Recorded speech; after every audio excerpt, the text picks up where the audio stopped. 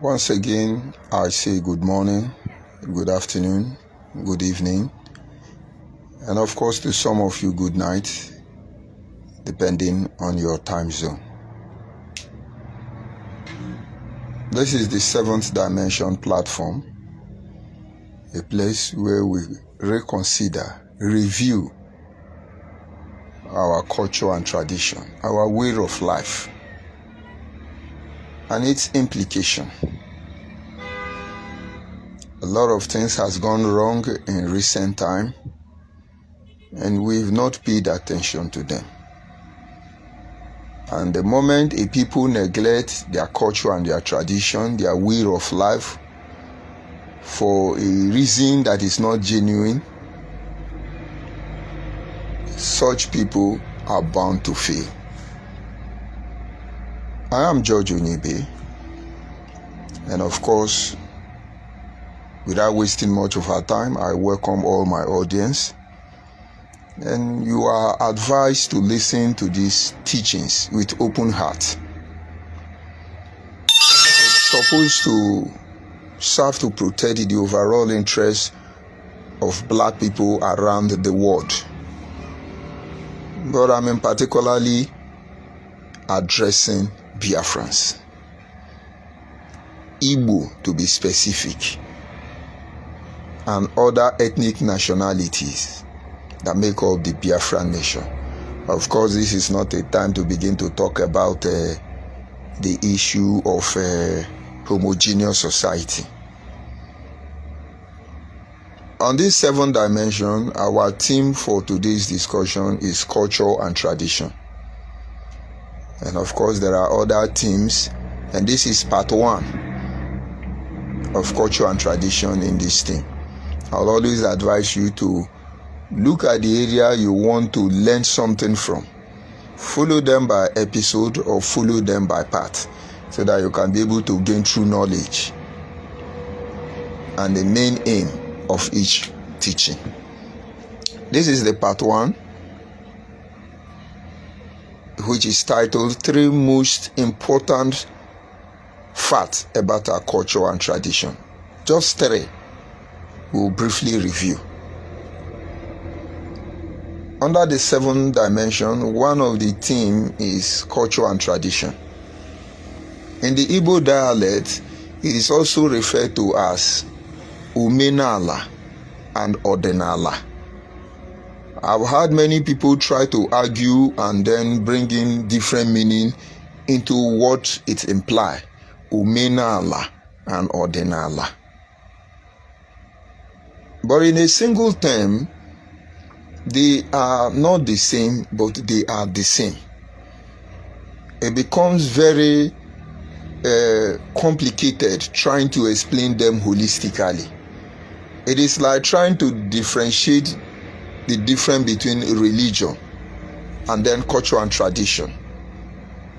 You cannot be able to drive the message back home without spending much time. But the truth is that the issue of religion in regard to culture and tradition are not the same thing, but very difficult to separate.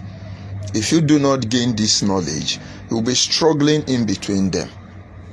And now, these three most important facts I want us to review regarding our topic this morning, which is culture and tradition, is to first of all make you understand that culture is not tradition and tradition is not culture, but they are almost the same thing. Omenala is not Ordinala, and Ordinala is not Omenala. They are almost the same thing, except you are able to separate the main ingredient that makes them differ from one another. This is the most important and vital aspect of our life as a people. We have neglected them. Not because you wanted to, because you are influenced to. And now, if I will draw an insight from the book written by one of our brother, Chinwe Achebe, Things Fall Apart.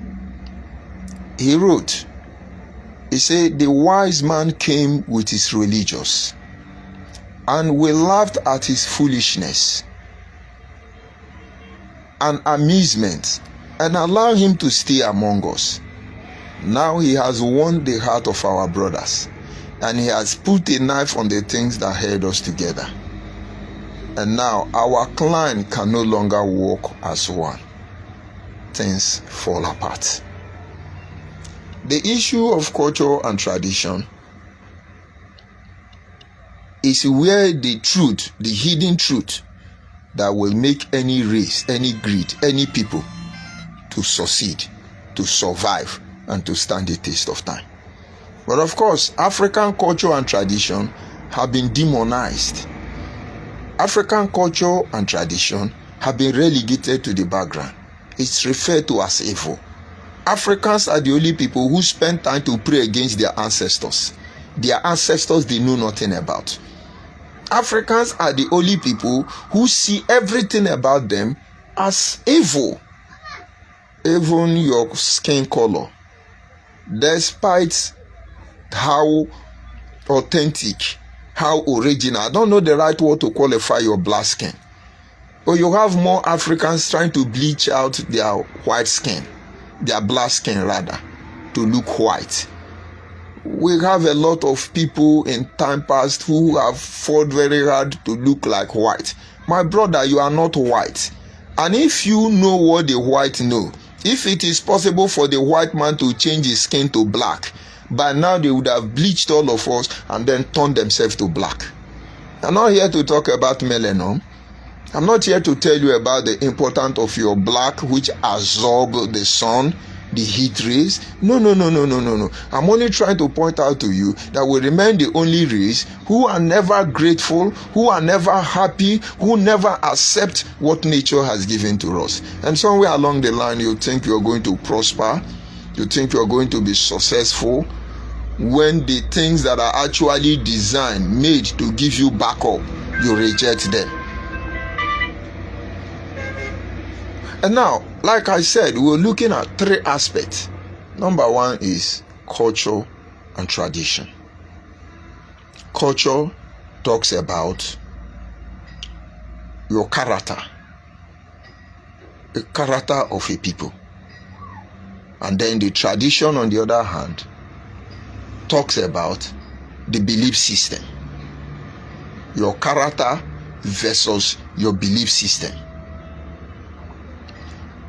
Each time you talk about omenala or denala, each time you talk about culture and tradition, you are trying to compare your character versus your belief system.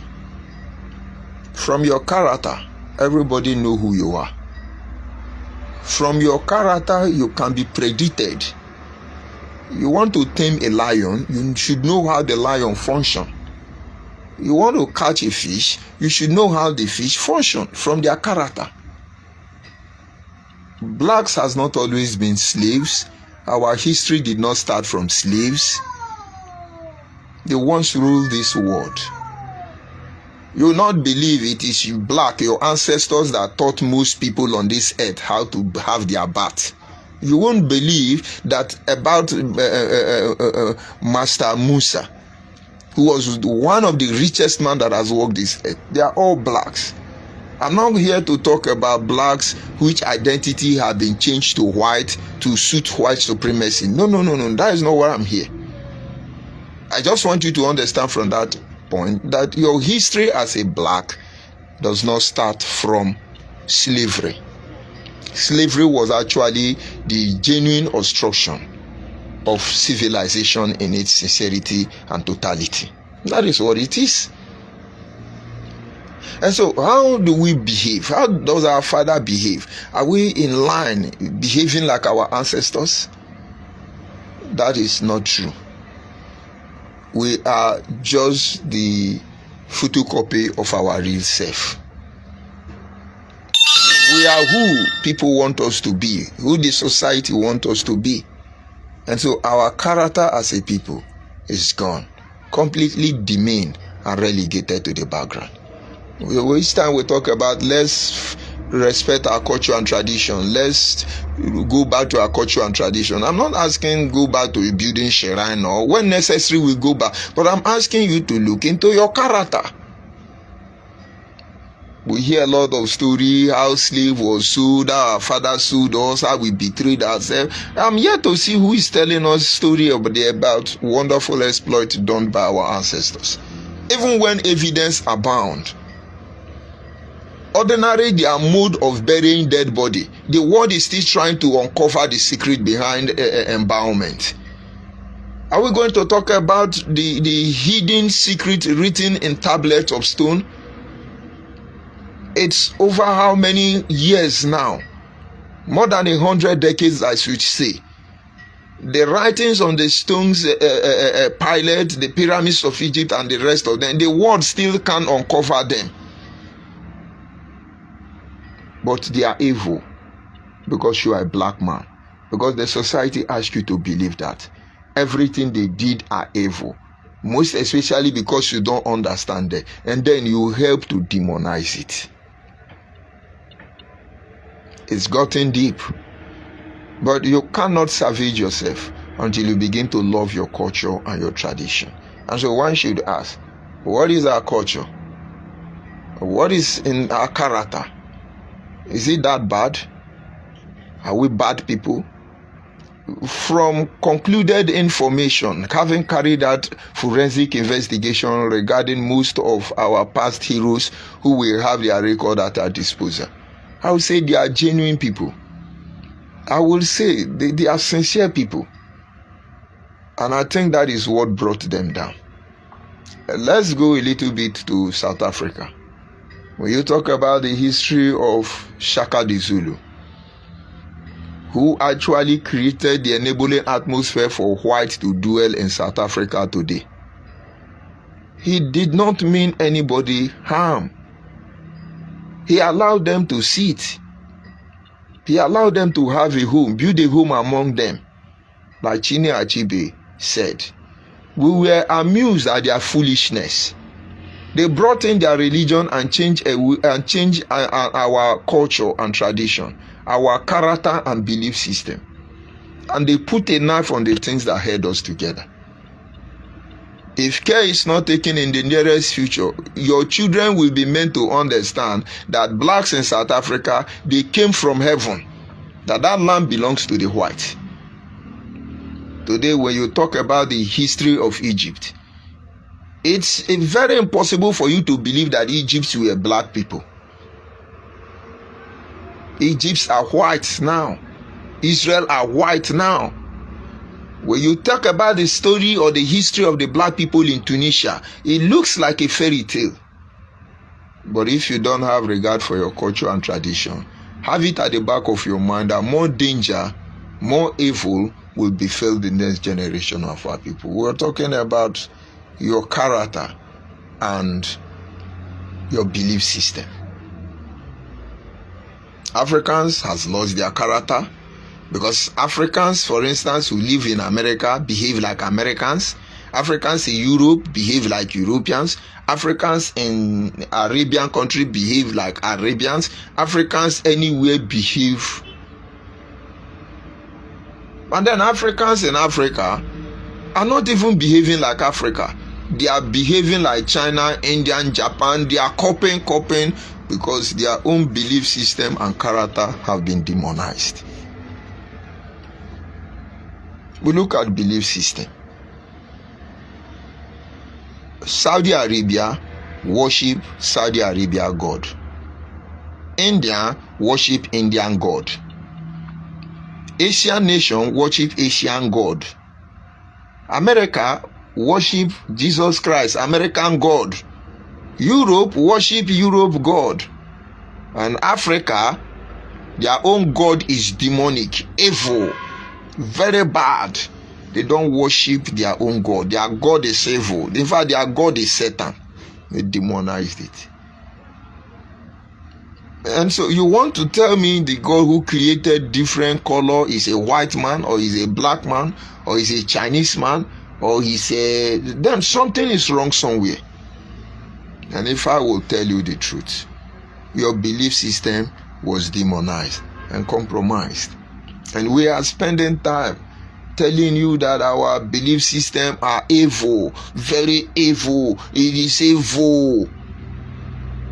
Satan is evil, Ekwenso is evil, Amadioha is evil, Ikenga is evil. All of them are evil. But Angel Gabriel is not evil. He can be referenced. Angel Michael and others, they are not evil.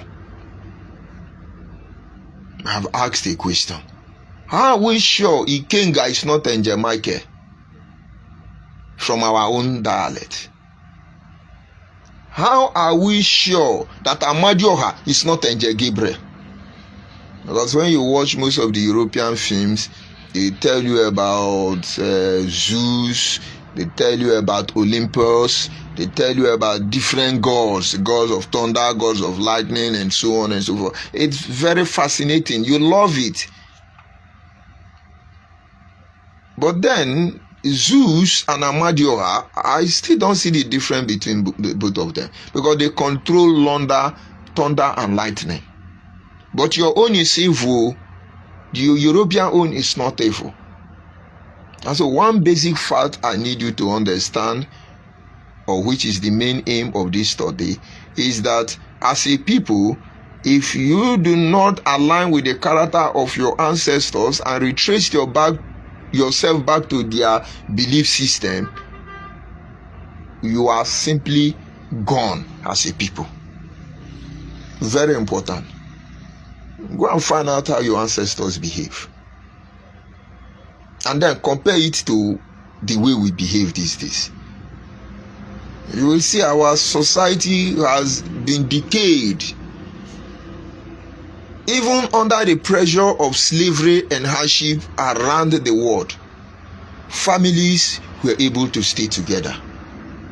But look at today, in the midst of freedom, families have been torn apart. Let's look at belief system. Many blacks were beaten blue and black to accepting Christianity and Islam as well. But they held tight to their belief system. But look at us today in the midst of freedom, liberty, freedom of worship. We indirectly deceive ourselves that it is freedom of worship. We destroy our belief system. I'm not focusing on Christianity or Muslim or Islam, Hindus as you know them. I'm talking about the internal belief system. If you go to Israel as you know today, you have Jewish Arabian, you have Jewish Christians, Orthodox, you have Jewish traditionalists, you have Jewish Yehudian, and so on and so forth. If we want to follow what the Bible teaches about the relationship between the Israel and the Bible religion, you will discover that they have a system that enables all of them to follow the religion they want. But you see, they start everything, they tied it back to their culture, and their tradition, their character, and their belief system. That is the major secret that made Israel to be able to come back as a nation after many years. The founding father understand. Having traveled, having scattered around the world, our character have been compromised. Our belief system have been bastardized. But we need to start up a religion system already. And look at Israel today. Because they were able to put their character and belief system in line, they are succeeding. 45% or more pattern of Islam and Christianity worship contradict each other, inclusive of Yehudians.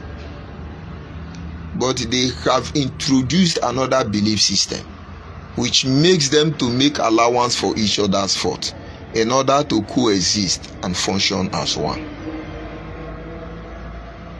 But we have lost it as a people. Try and go back and find out who your ancestors are. Their character. They are not petty thieves. People harvest, for instance, their crop and leave it in the farm till they are ready to transport them to market arena where it will be sold. Nobody steals them. And even though you steal them, there will be consequence. I went to a community somewhere in Biafra land, and then in their farm road, people harvest their crops, corn, different things. In fact, it's in Benue State, and they leave them along the road. And I asked the person that was with me, and I said, wouldn't they steal all these things? He said, look on top of all the crops there. He said, they drop stone on top. It is believed that if you pick anything from that food crop, you will have problem. So once they drop sand or stone on top, nobody touches it. This is belief system. Is that supposed to be demonic? When you see it, you say it's juju. Imagine somebody is dragging a piece of land with you. Just take palm front, the one we call omo, yellow or red cloth or white block or white cloth. Cut the pieces and tie there. You will see even the owner of the land cannot enter there without proper re-evaluating or going to find out if that land belongs to them. It won't do that. This is belief system. The moment you destroy this belief system, our life eventually become porous. Number one, I want us to know. Number two things I want you to know when it comes to the issue of culture and tradition, so that as we go deeper in coming days, you will not be misled or carried away, is that our belief system have been demonized, and you should not be part of that process. Why was it demonized? It's because of our actions. Now, there is a community I know. The generation before our generation, they got involved in diabolical means at culture and tradition. They call it Idehi. That charm is known as Idehi. I noticed that many people who live within those ages, who were born within 1940 to let's say 1960, 90% of in the practice of such tradition, culture and tradition. I have taken history record of most people who live in that era. Some of them lasted up to 150 years, 200 years. They won't die. Jesus found my place. He lived and lived and lived and lived and lived. In fact, as of the time they allowed him to die, his first son was almost 100 and something years. He was still alive. He was alive and decaying. He couldn't eat anything other than banana. The only person who is protecting the man at that time is the dog. He followed the culture and tradition of their ancestors to live long.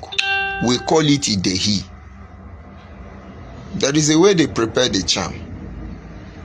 These are power, but I'm telling you why it is demonized and why we must be very careful. It's not people coming out to tell you menala, denala, menala, without letting you know the other aspect of it. And then the family gathered one day and said, the condition of our father is no longer good. We cannot say this man is alive anymore. But how do we kill him? How do we send him to rest? Because he was just a shadow of himself. And then they consulted other traditionalists who were able to trace where he kept the charm, the belief system. And the moment they lowered that charm, it was a coin, it was attached to a coin. Let's call it a talisman. They drop it from the tree, touch the ground, the man died immediately. Most of those generations, they followed our culture and tradition. Let me come down in a language you will understand it from. You are from my own part of the world. They do juju well. They did juju, plenty juju. They were very diabolical. But in the midst of it, it has consequence. Many of them entered secret courts. And after their generation is gone, their children, with all the wealth they amassed, almost all of them become drunkard, mad, useless people, so on and so forth. And when you trace the problem within their family, they trace it back to their culture and tradition, to the character of their parents and their belief system. And so with this evidence that abound, it was easy to demonize our culture and tradition. And it's making most of you afraid today. But whether you are afraid of it or you have embraced it, it will not take away the consequences. Because the purpose, or one of the main purposes of even having this discussion, is to make you to understand that people are still practicing this culture and tradition, but in a very wrong way, and the consequences abound. It's December already. Everybody is trying to make money. Those of you in diaspora will come home. Those of you at home want to prove you are okay. You're going to go to the village, show you have made money. There is desperation in the atmosphere. You can't do anything to make money, just to prove that you have arrived in this month. And there are a lot of people telling you, Okite, Kangwore Geogo, let me do charm for you, you will make money. It's our culture and tradition, it's part of it. But you have not checked the consequence. Somebody will decide to say, let me carry drug. It's not in our culture, it's not in our character. But you understand that that drug you are going to carry will destroy many youth. That is the consequence. You see people like Malaysia, you see people like Saudi Arabia, many other countries like that around the world. If they catch you with drug, Indian, if they catch you with drug, may the Lord be with you. And in as much as I will agree that their justice system is harsh towards drug pushers, I still put myself in their position, because you are selling drug and destroying people. Go to Abo, where I come from. Almost 70% of our youth now are on drugs. It is destroying our youth. It's not in our character. This is imported tradition and culture. And now, those of you who are going to Abo, for instance, to sell drug, let me give you expo. They are holding a meeting for you already. So you are listening to me from Agbo. You are selling drug.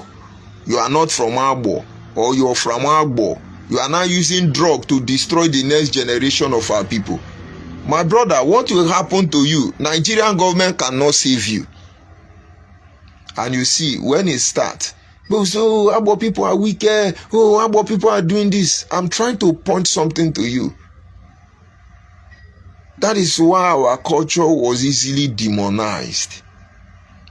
And you see, most people who are selling drug to our youth are not from our place. So you leave your own village and be using drug to destroy my village. If you understand what I'm saying perfectly well, you will know why people in Malaysia will kill you, hang you, electrocute you. They won't mercy for you. You will understand why people in India will mob you, stone you, pieces you, kill you. They won't mercy for you. To mention but a few. Some will even use you to run experiment, turn you to pig lab. Why? Because that thing you are doing has a grievous consequence. And if I tell you, those of you doing money ritual, Yahoo ritual, Okite, all this juju, it's okay, but you have not considered the damaging effect. It's part of our culture and tradition. But our ancestors who got involved in that, they had way to checkmate them. And you see, in the coming years, if those of you going back to your culture and tradition, omenala and ordinala, those of you looking for okite to make good money, 30 years from now, if we are not careful, many of our youth will be mad. Many of our youth, they will be horrible, and they will drag it back to our culture and tradition. And that brings us into some of the things. We look at another area, like in the case of IPOB, led by Nnamdi Kanu. If people like us do not stand by our culture and tradition to counter that oath Nnamdi Kanu gave to Ndi Igbo IPOB members, imagine how many saboteurs they have made. A generation upon generation would have been wiped out. I know many people who IPOB have called saboteur, they have betrayed the oath. Let's assume they are 1,000. You want to tell me that Nnamdi Kanu have the right to destroy 1,000 souls? Sorry to say, I'm not supposed to mention the name of that man here. But I have to, so that you will understand what so you can benefit from here. Giving them oath. But you won't understand. Go and find out who is Ejike Mbono. When Nigeria was created, Nigeria appointed 3 accountant generals. They were meant to redeem accountability to tell us how Nigerian money is going. You have one Yoruba man, you have one Hausa man, you have one Igbo man. The Igbo man was almost like the Auditor General, Ejike Mbono. Dr. Nnamdi Azikiwe and the rest of them did what they did and asked the guy to configure the report. The man didn't want, because he was not corrupt. He's a good man. But undue pressure from his kingsmen makes him to concoct that account details. But they took oath. The man told them, we took oath and this will not go well. But then they say, you cannot allow your brother to die. No, you have to. And then he did it. Ejike Mbono of Arochukwu is gone. When I heard the history of this man, I traveled to Arochukwu to go and see this man's house. See the remains. Who talks about him today?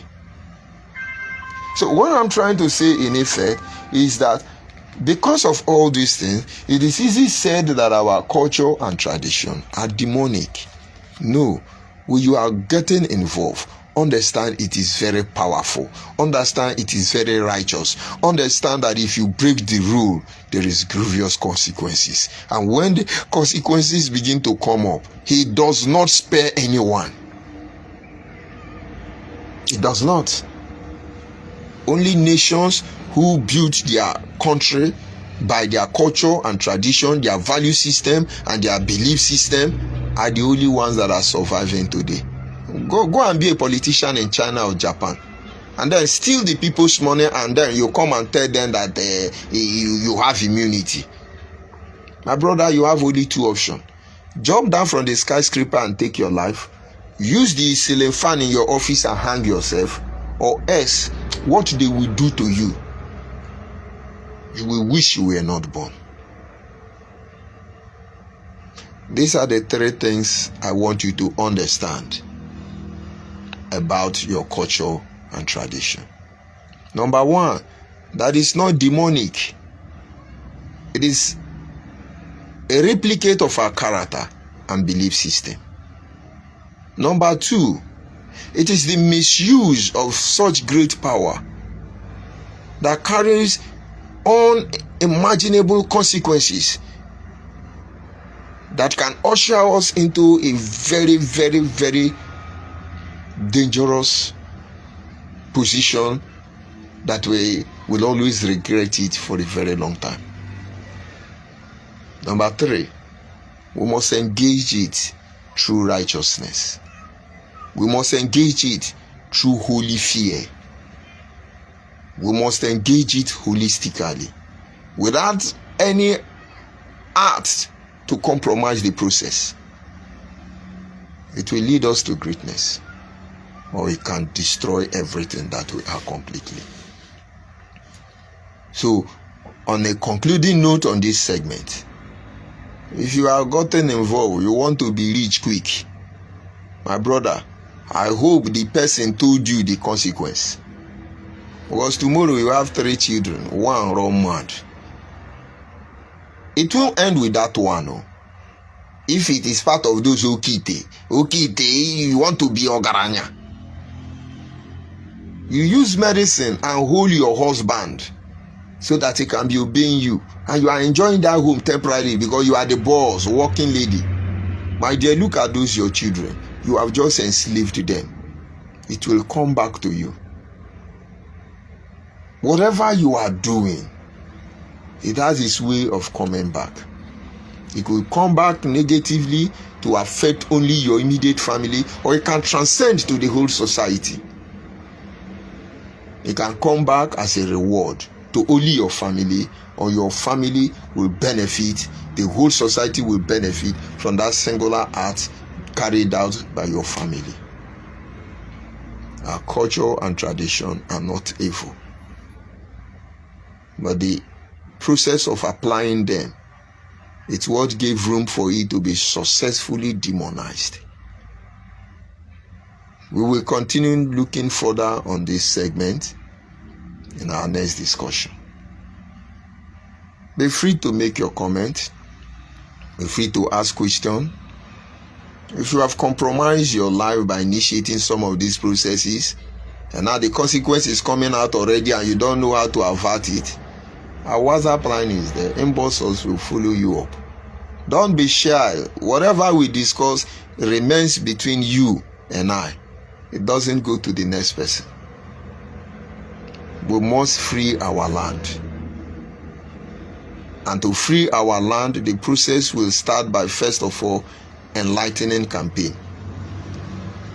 And that is exactly what we are doing here. That is exactly what we are doing here.